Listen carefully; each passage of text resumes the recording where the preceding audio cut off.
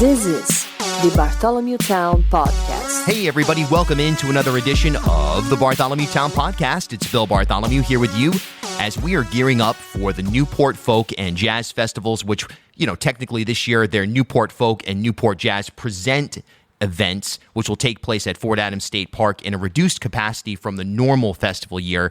Just glad to be having some iteration of it, though.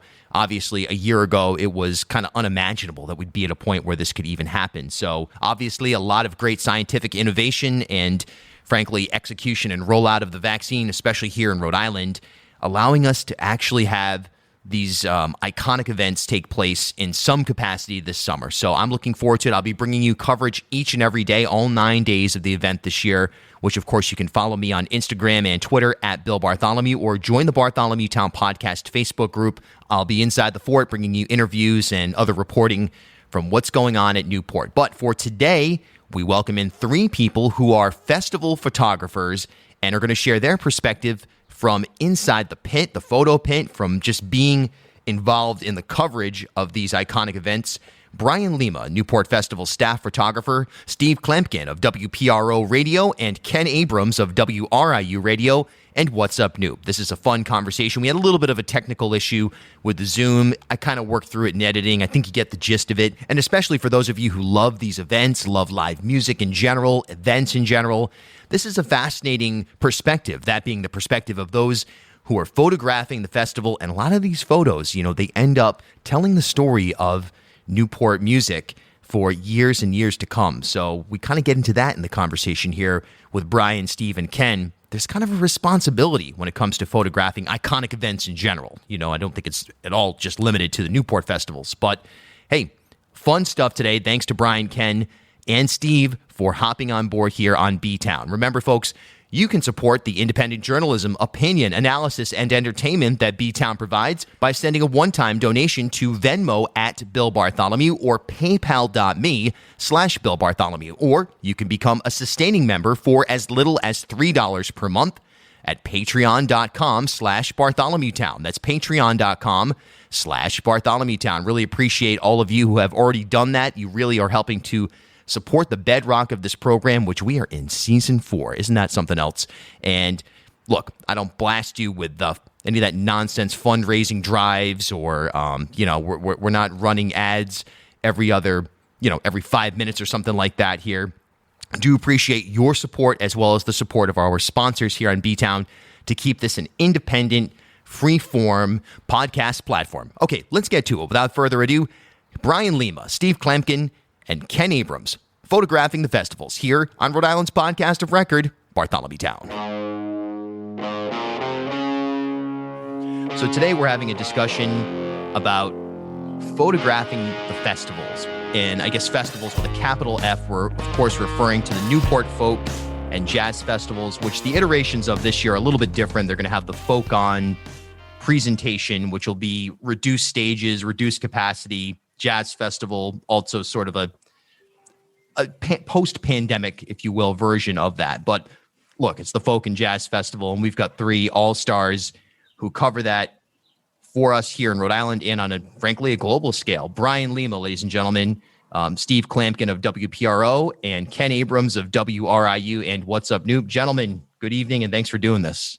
Oh, absolutely. Great to be here. Thanks for having me. Yeah, of course.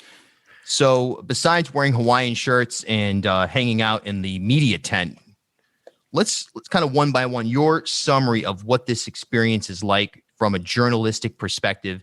For the artists and for the attendees, it's kind of like the Super Bowl of music, at least on a local level. And again, even going back to that same reference on a global level. But Brian, for you, gearing up for this event, this 9-day stretch this year, what's it like for you? What kind of what does this mean to you?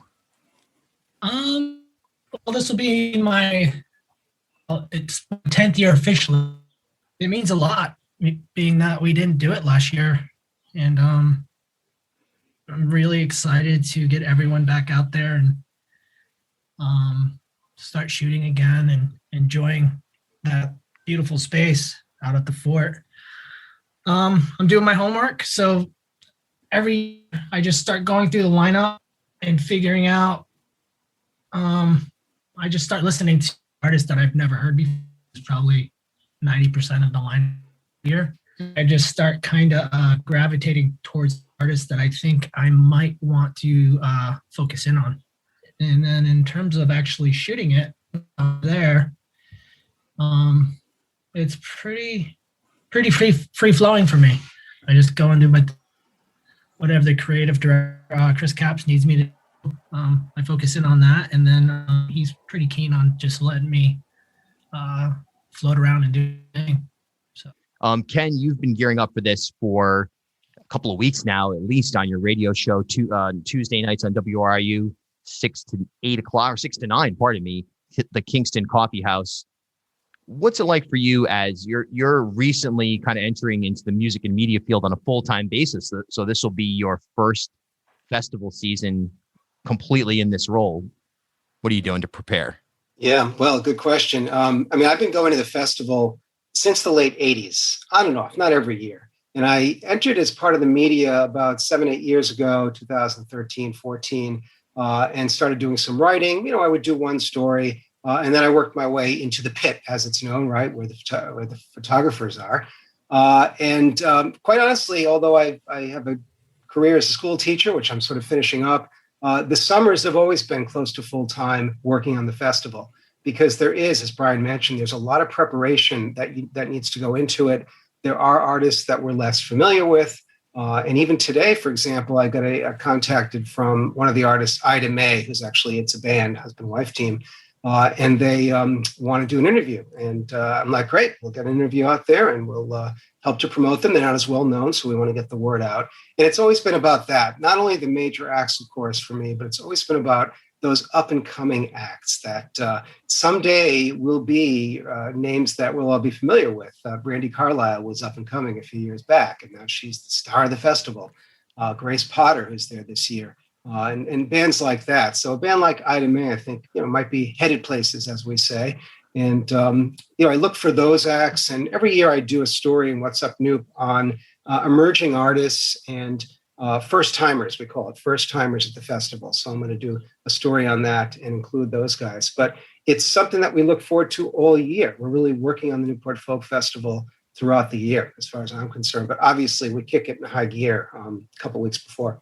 Steve, you and I met at the Newport Folk Festival, I don't know what, like 2016, 17? 15 or 16, yeah, which was around the first time I had covered the folk festival. I'd been at the Jazz Festival since 2010. To tell you the truth, I went once in the mid-'80s.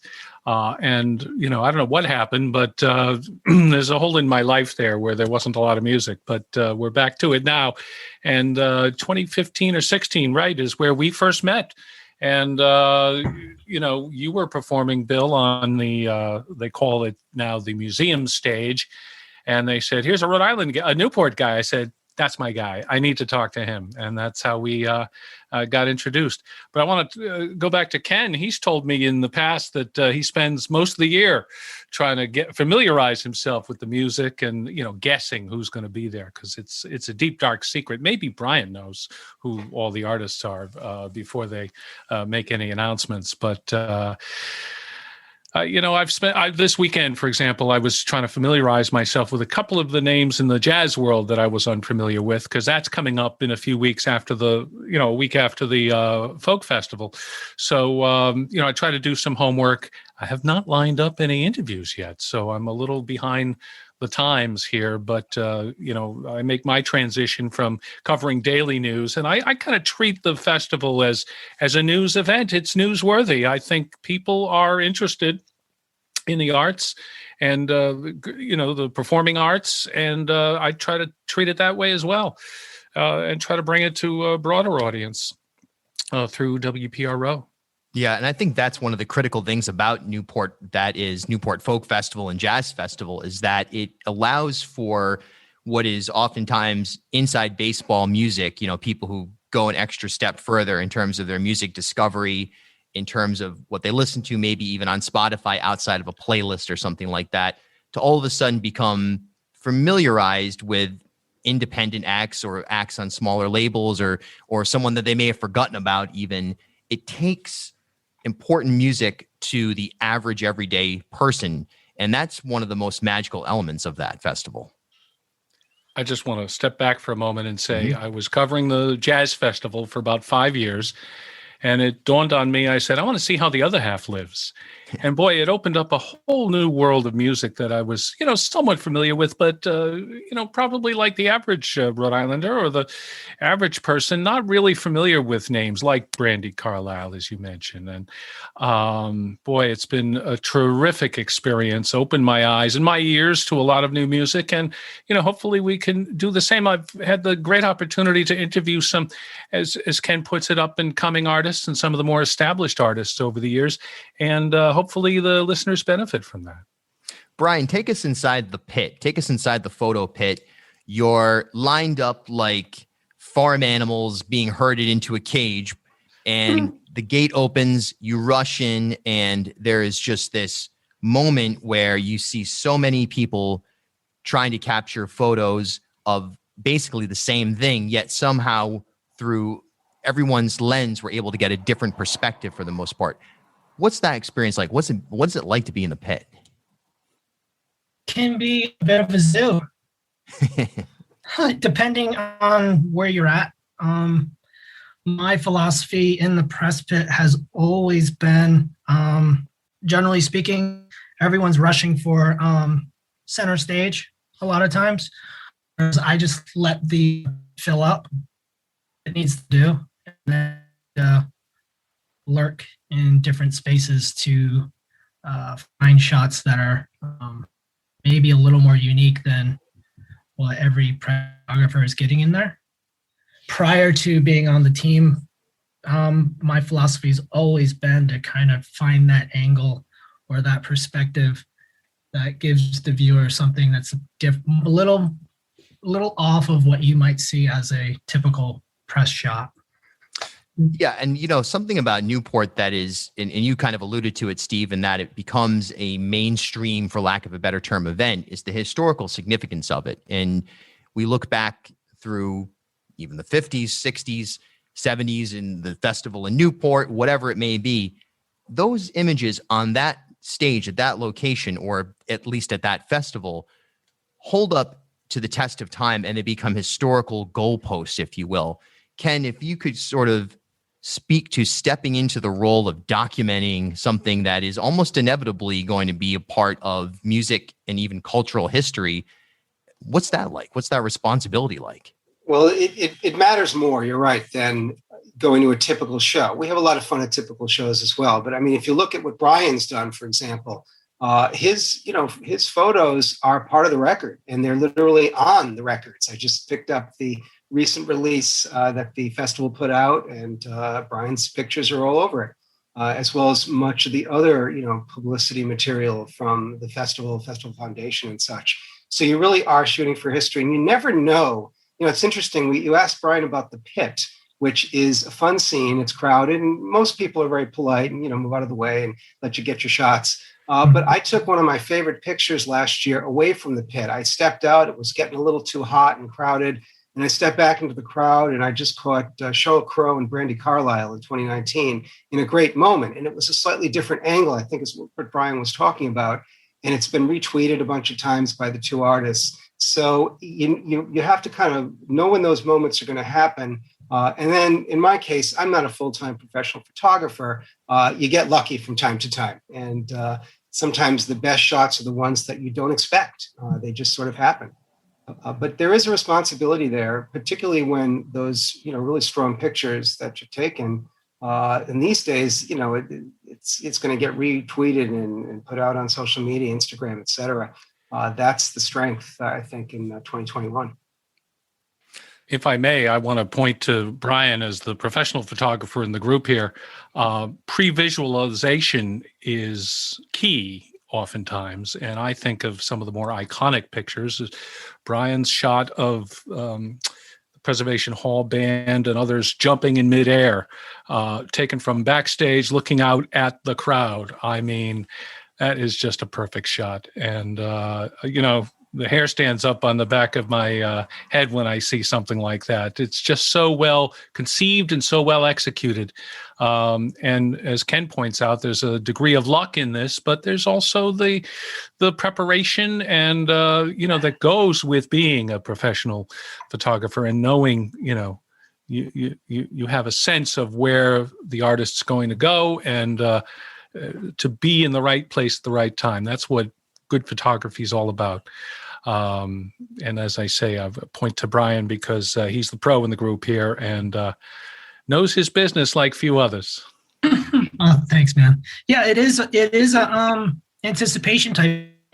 If you're watching and anticipating what the artists are going to do, and then it's a bit of luck, but it's also a bit of skill too. I want to touch on this year's event and what each of you are looking forward to after we take a very short break here on Rhode Island's podcast of record, the Bartholomew Town Podcast, talking Newport Folk and Jazz 2021. Back after this.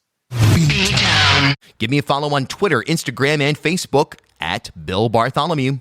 Hey, a great way that you can support this podcast is to subscribe, rate, and review on Apple Podcasts or wherever you're listening right now. All right, so back in the conversation on this year's festivals, Ken Abrams, who are you most looking forward to this year? Folk or jazz? Anything that jumps out on your radar? Yeah, well, I'll tell you, I'm looking forward to the surprises. We all know that, and they're going to be more, I think, this year. It's going to feel that way based on the sort of intelligence we're getting. And you're going to see a lot of artists showing up for one or two songs, I think, here and there. We don't know. It's not going to be Bob Dylan and Neil Young and Joni Mitchell, as the rumors fly every year. But there might be a big name or two in there.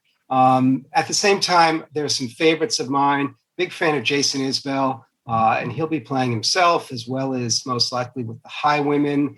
We hope they'll reunite during the festival. He might even take the stage with his former bandmates, the Drive-By Truckers. They're playing as the Dimmer Twins, the two leaders of the Truckers, and they're all-time favorites for me. So, that's going to be fun. Randy Newman, who's probably the biggest name, most well-known name, he's going to be there this year. That's going to be pretty enormous. I'm sure he's going to have a lot of fun. And that's where I expect to see some celebrity sightings, perhaps, when he's up there. And also, there's a lot of new artists with a really important message. Lots of more women artists than men at this festival, which you don't see hardly anywhere for that matter. But at this festival, you do. Trey Burt, Sonny War, some of these artists that are really talking about the issues. And I'm really looking forward to what they have to say and how they're received. I know they're going to be welcome at the festival. So it's tough to really put a finger on it. You look for your favorites, and then, as I mentioned, those surprises are always memorable. Yeah, absolutely. And you raise a great point. I mean, when you think about the folk tradition, it really overlaps with punk in terms of its spirit and in terms of the activist component of it. And it's less of a soapbox than an just sort of a rant, if you will, a talk radio caller, if you will, as Steve Klamkin is familiar with, and more of like a truly informed, experiential, almost report from an artist that we've seen over the years, going back to Pete Seeger and through the greats of today. And it'll be interesting to see post-COVID, post the last really 4 years of what we've experienced here in the United States. And I say post-COVID in a highly Northeast United States context. Certainly globally, it's still going on, but it'll be interesting to see how that pans out. Steve, your picks going in, anything you're looking forward to? Well, first and foremost, what I'm looking forward to is talking to people in the crowd because of the post-COVID attitude, and see how people feel about. Obviously, these are people who are geared and ready and vaccinated and all of that. But that's a major story, I think, a major component of the story here. I look at some of the artists at coming to the Jazz Festival, and so you have the tried and true names, people who've been before and we've seen before, Kamasi Washington and Robert Glasper and Christian Scott. I mean, is a photographic feast because he has such unusual instruments, a trumpet player with unusual trumpets. Trombone Shorty is great emotion, and a lot of these players have great emotion in their performances. Andra Day, oh my goodness, last time she was here, she killed. And so we're looking forward to her coming back. And I spent the weekend listening to some of the artists I was less familiar with. Avery Sunshine. She's a terrific singer. And I am familiar with Emmanuel Wilkins, but he is just killing it. He's a tremendous player. So, I'm looking at the jazz world. That's where I kind of came at it from the jazz festival. And that's, as Ken pointed out, there are some great artists at the folk festival. And, the last couple of years, 2018, 2019, they had some tremendous themes and social issues that they addressed. I think we can expect the same. Brian Lima, your top picks or what you're most looking forward to from a coverage and from just a listener perspective? I'm looking forward to seeing exactly how the whole festival is set up this year. I don't know much about what they're doing, but I do know that there will be a different configuration in terms of how things are done. I'm looking forward to those surprise pop-ups and those surprise collaborations that inevitably always happen at Newport. It's going to be a lot of work, but I think it's going to be an emotional weekend for everyone. Yeah, the great weekend for music here. And look, there have been critics this year. I've seen more critics of this festival this year than any other year. Normally the critics are people who want to play there, never got booked, or couldn't get a ticket or something like that. But this year I've seen people posting quite a bit on Twitter or responding to my tweets with negative comments that this is dangerous for Rhode Island to have this kind of international event here in the state, and so on and so forth. But I think that you've got to go with your gut, and my gut is, at least I know Steve has been on the ground covering the pandemic since day one. We're at a point where if we can't test our ability as humans to behave in a way that is safe and trust each other, then we may never be able to ever again. So my position is, let's go for it. I trust the Newport staff is doing everything they can, and that the people who turn up for this 9-day series of shows, and on any one day or all 9 of them, they're vaccinated or ready to participate in a safe way.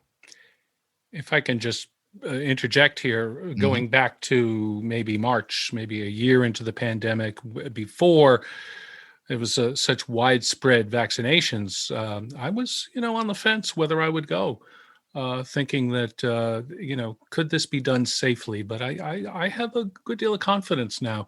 Out in the world, as many of us are, I think people are finding it's a lot safer than they expected, and more people are vaccinated or being careful. And I think the precautions that they're taking here render it safe. So, at least to my thinking. So I could be wrong, and we may not have a follow-up conversation. But, let's hope not. Let's hope. No, I think all will be well, and I think it'll be a terrific time for all. As Brian points out, this is, the people that come to this festival, particularly the folk festival, regard themselves as a family, and it's a very tight-knit family. They're big together. So, they'll be present, be conscious of one another, and careful. Absolutely. Brian Lima, he's a staff photographer for the Newport Festivals Foundation, does unbelievable work. Follow him on, Instagram. And do you have a website, Brian? Yeah, it's just brianlima.com. Instagram is at LimaPhoto, LimaPhoto. Beautiful. Steve Klamkin, WPRO News. Hear him Monday through Friday, all day, top and bottom of the hour, out and about, and occasionally anchoring as well.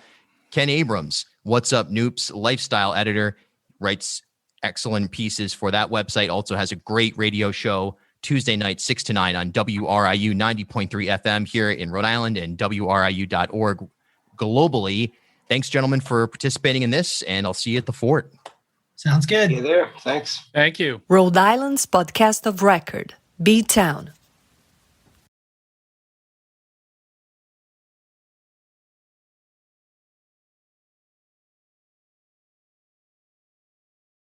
At HealthSource RI for Employers, we provide access to health insurance to more than 1,100 local businesses and nonprofits, and 96% of them renew through us every year. Maybe it's our choice of 19 different health plans, our 10 years of customizing solutions, or our one local team of dedicated experts helping employers find quality health insurance. See how our numbers stack up for you. Learn more at healthsourceri.com/employers.